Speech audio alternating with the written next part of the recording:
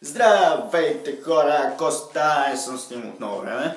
Както знаете, това вече ще стане един месец, но бях малко зает. Бях тук из Европа, нагоре, надолу, налево, надесно, като цял тук.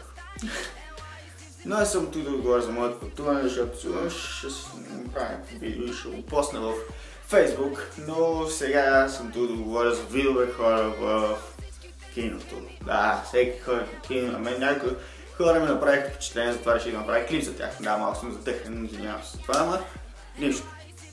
Почваме с видове хора в киното. Да, знаете, че пред киното обикновено има опашка и има хора, които се редят на тази опашка. Да, но има някои хора, които не знаят, че трябва да си платят билет. Например, миналия път отиваме в киното и се случва следното. Да, добър ден, заповядайте.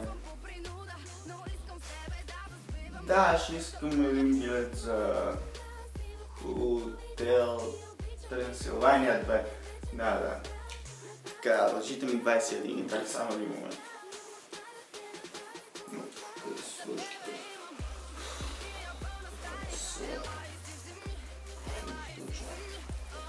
Да, извиня. Ти сериозно ли? Преди са 20 минути на опашките, не знаеш, че трябва да си платиш билет. Моля се.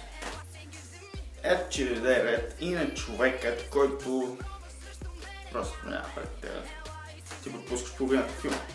И те изглеждат нещо. Да. Извинявайте, само да мина. Да. Добре, ти знаеш, че филма започва в колко часа трябва да си там още по време на рекламата, за да може да си мериш местото.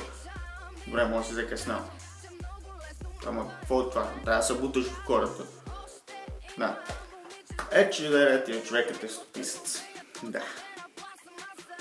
Не разбирам какъв е смисъл да ходиш на кино, да си пишеш SMS и вместо да гледаш филм. Той все пак си платил билет, нали? Този човек, той изглежда така.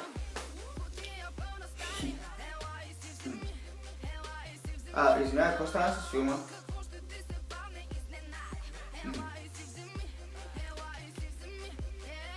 Да, коя?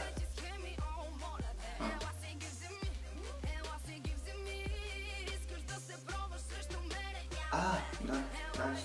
Та кола бе. Ма свърши ли вече? Чек моят сък. На теб се пишете SMS по нас и другите гледат филма. Това бяха моите случки в киното. Ако искате, може да скажете и вашите долу в секцията за коментари, да положите лайк за клипа, абонирайте се за канала. Това е.